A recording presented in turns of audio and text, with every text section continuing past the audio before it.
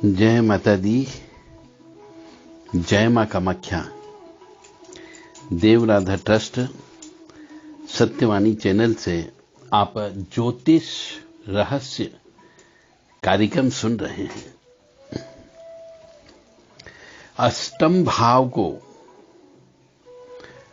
ज्योतिष में मृत्यु का भाव कहा जाता है, यानी कि शमशान का भाव है।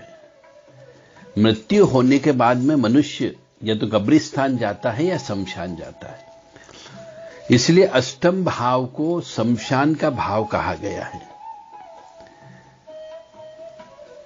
अब हम यदि चलते हैं धनु लगन की पत्रिका के अनुसार, धनु लगन की पत्रिका में यदि सूर्य अष्टम भाव में बैठा हुआ हो कर्क राशि का, तो वो मनुष्य का सूर्य यदि अष्टम में चला जाता है तो वो अपना तेज को खो देता है। जब सूर्य अपने तेज को खो देगा तो यहां पे पितृदोष की उत्पत्ति हो गई है, पितृदोष लग गया है और पितृदोष लगने पर भाग्य भंग हो जाएगा, भाग्य काम नहीं करेगा और मनुष्य को जीवन में बहुत संघर्ष भी करना पड़ेगा। और यह भी हो सकता है कि अपने जीवन में बहुत जल्दी वो पिता से दूर हो जाए और पिता से जब दूर हो जाएगा उसके बावजूद भी उसके कुटुंबी यानी परिवार के सदस्य उसकी सहायता नहीं करेंगे। जिस मनुष्य का सूर्य धनु लगन की पत्रिका में 8वें भाव में बैठ जाता है यानी शमशान में बैठ जाता है तो उसकी वाणी कड़वी हो जाती है, यानी सूर्य की दशा अंतरदशा कष्टदायक रहती है। और यदि धनु लगन की पत्रिका में अष्टम भाव में सूर्य के साथ में चंद्रमा बैठ जाए तो यह मान करके चलो कि उसका जन्म अमावस्या को हुआ है। और ऐसे मनुष्य का जब अमावस्या को जन्म होता है, संध्या बेला के समय पे जन्म होना होता है, तो उसे वाहन दुर्घटना का भय होता है और शत्रु के द्वारा चोट पहुंचाई जा सकती है। यानी कि अष्टम भाव में यदि सूर्य और चंद्रमा एक साथ बैठ जाए धनु लगन की पत्रिका में, तो ऐसे मनुष्य के ऊपर तंत्र मंत्र काला जादू का प्रभाव अवश्य पड़ता है। तो हम इसीलिए आपसे बार बार ये कहते हैं कि सब मनुष्यों को अपने अपने परिवार के सदस्यों की जन्म पत्रिका चेक करा लेना चाहिए,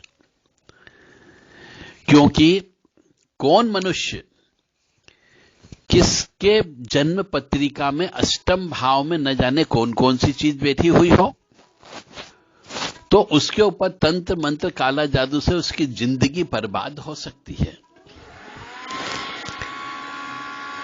इसलिए यदि आपकी देख लें कि धनु लगन की पत्रिका है और सूर्य यदि अष्टम भाव में बैठा हुआ हो तो ऐसे मनुष्य का भाग्य साथ नहीं देगा। और सूर्य के साथ में यदि चंद्रमा बैठा हो तो वाहन दुर्घटना की संभावना है, इसलिए उसे वाहन नहीं चलाने दे। और यह भी निर्धारित कर सकते हैं कि वाहन दुर्घटना किस समय पे होगी, किस से किस महीने के बीच में होने की संभावना है, इतना भी निकाल के दिया जा सकता है। तो अष्टम भाव का यदि सूर्य चंद्रमा एक साथ बैठ जाएगा तो मनुष्य की मृत्यु भी हो सकती है, क्योंकि वाहन दुर्घटना में मौत हो जाती है। यह भी कह सकते हैं कि यदि धनु लगन की पत्रिका में सूर्य अष्टम का बैठ गया तो भाग्य भंग तो कर दिया, सूर्य का तेज नष्ट हो गया, पिता से दूर हो जाएगा और वाणी कड़वी हो जाएगी। और सूर्य के साथ साथ मंगल भी अष्टम में यदि बैठ गया, धनु लगन की पत्रिका में यदि सूर्य के साथ में मंगल भी अष्टम भाव में बैठ गया, ना मंगल यानी कि मतलब चिता की आग, वह भी अष्टम भाव में जाके बैठ गई है। यानी मंगल यदि अष्टम में बैठ जाता है धनु लगन की पत्रिका में, तो उसे चिता की आग कहा जाता है।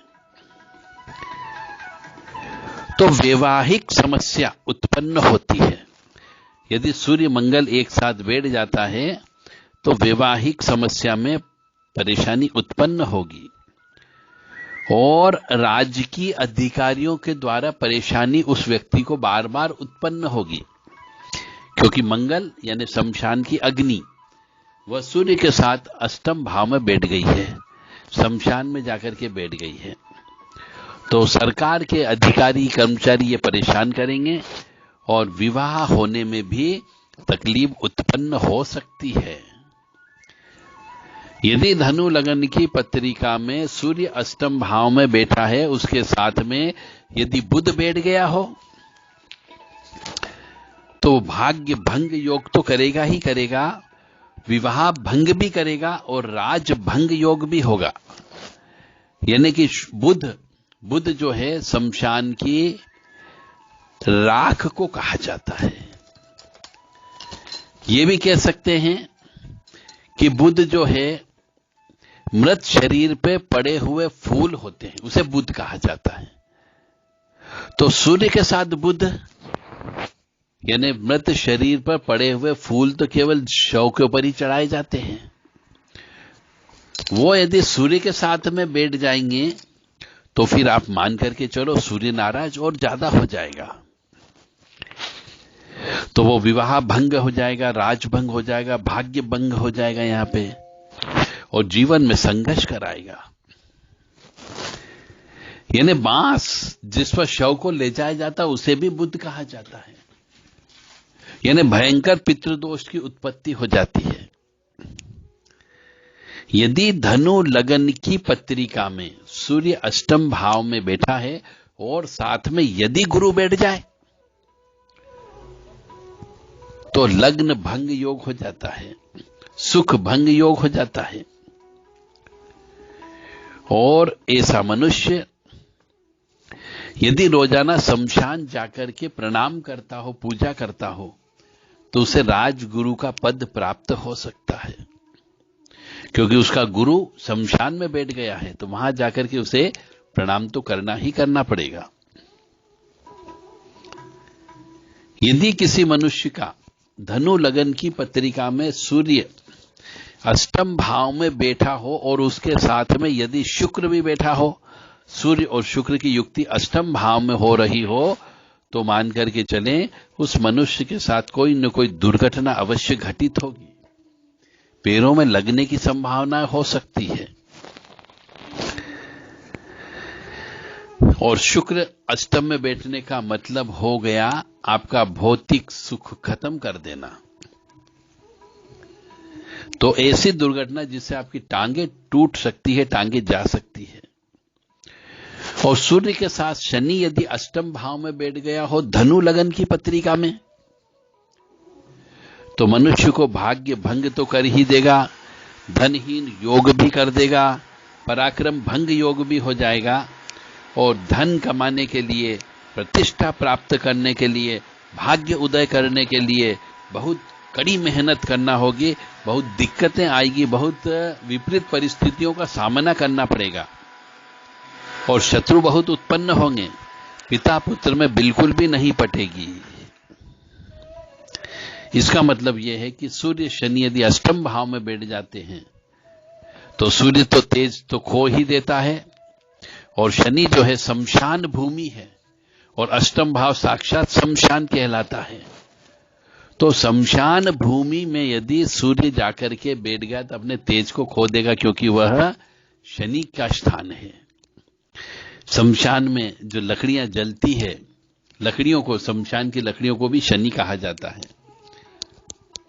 तो शमशान की लकड़ियों को भी घर नहीं लाया जाता है।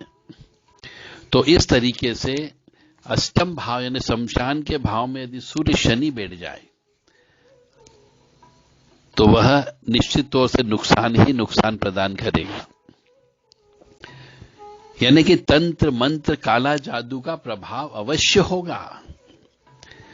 और अष्टम भाव में सूर्य के साथ राहु बैठ जाए, राहु का मतलब अष्टम भाव में यानी कि नीरस जीवन, शमशान का वातावरण, शांत वातावरण, नीरस जीवन, जहां पे हमारी प्रगति काम नहीं करती, सोच काम नहीं करती, उसे राहु का वातावरण कहा जाता है।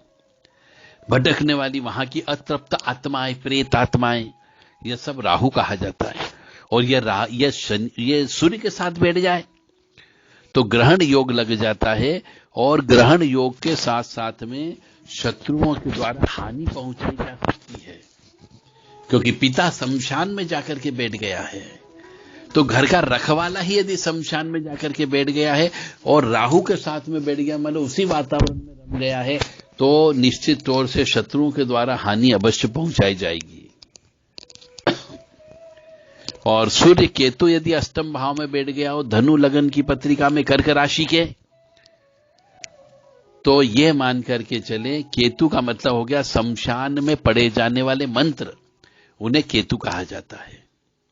मोक्ष के लिए पढ़े जाने वाले मंत्र, उन्हें केतु कहा जाता है। चिता से उठने वाला धुआं, उसे केतु कहा जाता है। और ये सब चीज जो शमशान में पढ़े जाने वाले मंत्र, मोक्ष में पढ़े जाने वाले मंत्र और चिता से उठने वाला धुआं यदि सूर्य के चारों तरफ आच्छादित हो जाता है तो फिर निश्चित तौर से आपको नजर कुछ नहीं आएगा, धुंधलापन नजर आएगा, क्योंकि सूर्य का जो तेज है वह नष्ट हो जाता है। तो यहां पर दुर्घटना होने की संभावना बहुत ज्यादा है, यानी कि अनहोनी, यानी कि एक्सीडेंट में मौत भी हो सकती है।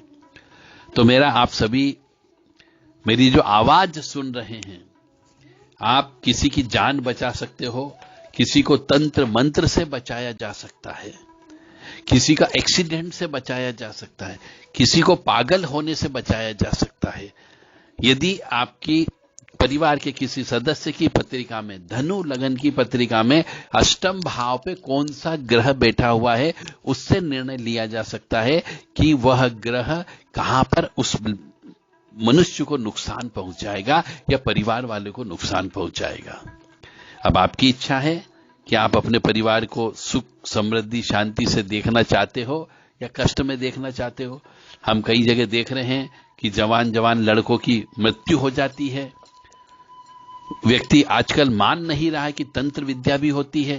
तंत्र विद्या से मनुष्यों को मौत के मुंह में भी सुलाया जा सकता है, परंतु व्यक्ति विश्वास नहीं करता है। तंत्र मंत्र से मनुष्य को पागल किया जा सकता है और तंत्र मंत्र से मनुष्य को कष्टों में भी डाला जा सकता है, एक्सीडेंट करके बिस्तर पर बैठाया जा सकता है। परंतु यह तब होता है जब उसके ग्रह नक्षत्र इस तंत्र मंत्र को, असर को स्वीकार करने के योग्य हो। तो अष्टम भाव के अंदर आप देख लें कि कौन से लगन की पत्रिका है और उसमें अष्टम भाव में कौन सा ग्रह बैठा हुआ है, उससे यह निष्कर्ष निकाला जा सकता है कि किस प्रकार की हानि या दुर्घटना होगी। जय माता दी, जय मां कामाख्या। तो यह जो आपको विश्लेषण बताया गया है, यह विश्लेषण धनु लगन की पत्रिका में अष्टम भाव में यदि अलग अलग ग्रह बैठे हो तो क्या होगा।